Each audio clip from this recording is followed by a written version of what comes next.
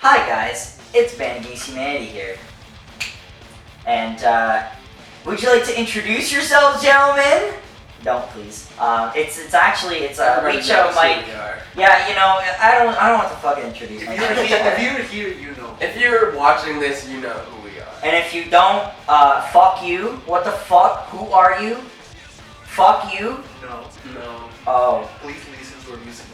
Listen to our music on Spotify. You're a little fucking late for listening to it if you haven't listened to it already, because it's been a full year since we've released it, and Which is the reason that we're doing this. yeah, we're sitting down.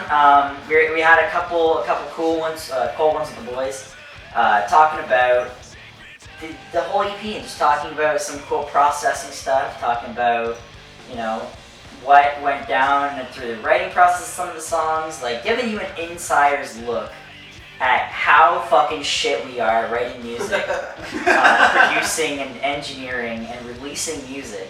We're gonna take you through the painful process, song by song. How we came up with it, how we recorded it, how we... I guess it's mostly a bunch of trivia and fun facts about each of the songs. So, Elemental is an interesting one. It is our first written song. Yeah. Uh, Official boss. The first official boss song. There is one other special one, but it's fine. It's not fine. official. It's fine, man. Whatever. So a couple things we can talk about. I guess you wanted to talk about first. Yeah, I guess the first thing that comes to mind about Elemental in the EP is that somehow, by someone's fault, we missed recording guitars at the location where we recorded basically everything. So one day as we were rehearsing in the Hammer, I realized this mistake, and then we had to record the guitars for Elemental there with the cap that Jake had at that place. And it was a slightly different setup. We didn't have the same interface. It was a different cap that we used. But you can tell, like, there is definitely a different sound, different tone than the rest of it. Yeah. But it's kind of funny though, because it kind of became gritty from that, and it was kind of cool, so it kind of worked out. Yeah, I think it worked very well in the end, honestly. I think another thing that makes it kind of unique compared to the rest of the EP is Mike's vocals. Like, it's super different. Like, man, it's so like, I think what probably made it so different for you too, right, was because it wasn't originally your vocals, right? It was Matt's.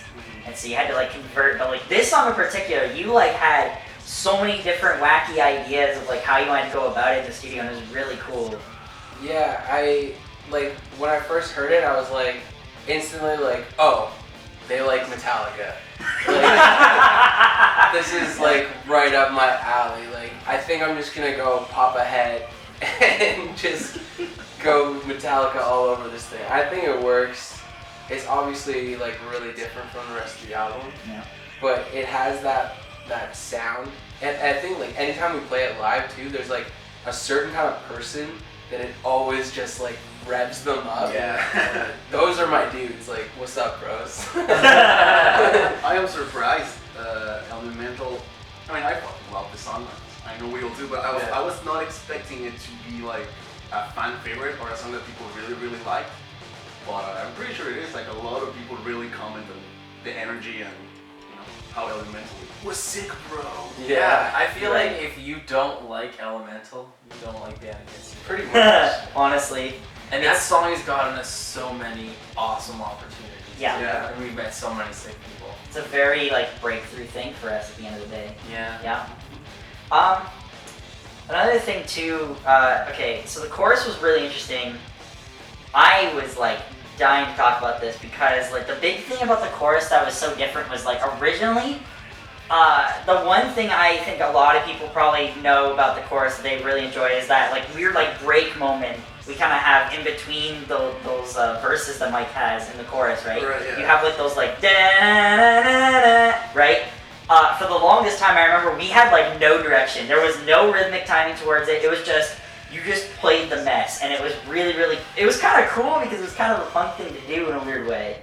But it was also like, I think it kind of just ended up, it went from being like, kind of like a thirds kind of feel, and then it kind of became, okay, no, we can do this in sixteenths. It's just it's gonna sound tighter, and it did sound tighter at the end of the day, and that's why it ended up being that. Yeah, there was a little tweaking with that song, and I mean, it's obviously like as much as you,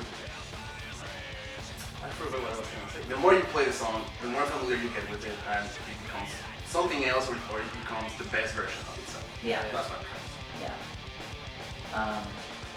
The There's the hi-hats. I remember that was one of the changes that we had. Yes. Just not playing constant hi-hats in the chorus. yeah, because I remember we were talking about like it's really cool that there's like a pause for a second. Mm-hmm. That was really early into Elemental and Band Against Humanity, as we know it. So that was really cool and interesting. Honestly, yeah. I had many early versions of that recorded on my computer. Oh, for sure. A different singer. Yeah. Yeah. Yeah. Very cool stuff. Thing on stage it's a really cool song to play. It used to be the first song in our set for a long time, and it would be like that song that, you know, you get on stage, maybe you're a bit nervous or whatever, but we play that song and we always have such a blast. We just get us in the song. We're just so comfortable with it. It's like one of our babies. It's just so fucking good. Yeah. I wanted to ask you too about the solo. I've been dying to ask because I'm pretty sure I know the answer to this. But like, okay, when you did the production for the solo, I could tell that there was something in there that made me think of Children of Bodom. Alright, It made me think of Children of Bodom. Yeah. Did you have them in mind when you did the solo production? Not exactly children, but they have this thing in their solos, like where Alexi, the guitarist, will share solo sections with the keyboard players. Yeah. And it gives this sense. Well, I wanted to have that sense in Elemental that there's like these two battling guitars for the solo. It's just one guitar, and when we play it live, it's just one guitar doing it. But when you hear it in the EP, you can feel like it's on to one side, and then the answer is with a slightly different tone, some other effects on the other side, back and forth, back and forth. Towards the end, they come together in the big way, bam, and goes to the next chorus. Yeah. It was not exactly Children of Bodom, but that concept is definitely. It was what I inspired, right? Yeah.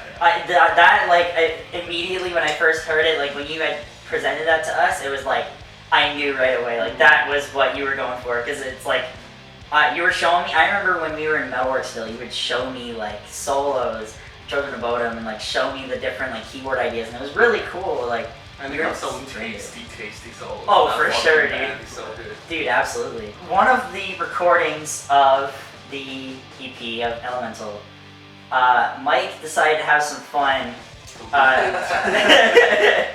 It's because it was a one take. Like the take that's on the record was a one take. So in the moment, I just like I don't know. I just wanted to have some fun. We were having a lot of fun. Wow. Steve! Steve. God damn it! Steven! Strike God. No. Okay, continue. We're also It was just one of those things. Like I was just sort of in the zone. It was just like you were talking about. Like you play it so many times that it's just like ingrained in you. Yeah. And I was doing the screams like in the same take, which we never do because we want to keep it separated and clean. But it was just a fuck it moment. Like Well, I'm it was going in. something like the process, the way we did vocals is like we would do a full take of the song, just going for it. Then we go section by section. But like if you feel like I fucking got this, we would just go one take again, and then that's when a lot of emotion really comes up. Yeah. So you get kind of more lost in the whole song rather than okay, I'm doing a chorus. Exactly. Like when it's stop and go, it's very much like you're in your own head and you're thinking about like, did I really nail that last take? Do I have to do that again? Like, do we have it? Do we not? And then you're, oh, let's go to the next thing. Whereas if it's just a one take, it's like you just build this momentum and build, and then scream, and it's perfect. And it's like, oh shit, like this is the one. This is magic. So by the time we get to the solo, I'm just like buzzing in there, and Marmaduke, I'm in Marmaduke. Yeah, I guess almost for every song we have, there's like memes. Yeah. References to the song that become memes for us in the band. Yeah. However, the meme was Owen Wilson Where? during that time. Oh yeah. That was the That was- meme, and that's what brought the Marmaduke along. Yeah. The good old dog That's true. Marmaduke. Owen Wilson was in Marmaduke. It's a horrible movie. Just absolutely horrible. One of the worst movies I've ever seen. But to be fair, when we were making those jokes, it was before we had seen it, and it was just this hilarious thing. Like Owen Wilson is a dog. Like wow. Like, Yeah. What? In a way, Owen Wilson is an unofficial member of that. Yeah. Yeah. I agree. The inspiration. Play bass for us. One last thing, obviously, Country Emma, dude. Of course. Oh my god. Every time. So, we started doing this really funny thing. I don't even know when we started. I think this was like, because I was talking about, I think it would be hilarious, and we would make tons of money making a country cover of Nightmare. Right? But like, oh my god, and then I was like, okay, I don't think I was the one that initiated it. Maybe I was, I don't know. But like, you guys knew what was happening, and it was just like, I think it was like a thing. We were probably jamming, and I think I started playing the riff like a clean tone, and then you were like, "Oh, that's kind of like country-ish." And we started playing like it's like swan, I suppose. yes, the train as they call it, Right. and so everything kind of fell into place, and so it became this beautiful sensation known as Country Emma Lentil. Country Emma. We had the necessary yeehaws Oh, there. some sueys and some yeehaws.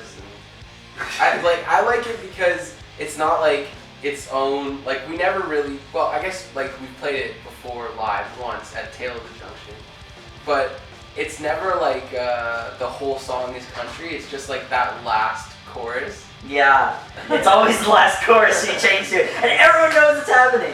Because it's like, I go into the train snare thing, and you hear it, and it's like, oh shit! Many a time though we have played that fully country. Oh yeah. Yeah. We've gone back after playing the full song and then gone back and done it again. In practice, yeah. Yeah. Yeah. Like, I'll do the final What? fills, everyone. Yeah. If I'm not mistaken, we played Country Emma at Rivoli 2019. Really? I don't Yes. remember that. Yes. remember that. Oh, Well, maybe shit! not. Maybe not in full, but the last half, I'm pretty sure. We just did country. Because we were just like, Oh, fuck it. we were like, fuck it! Yeah. Yeah! Yeah. It was a slower night. It was a slower yes, night. yes. Yeah, so I think it was. It definitely probably had been done. If you were one of the few people that saw it, Until we released the full country version. oh shit! Shit! Oh my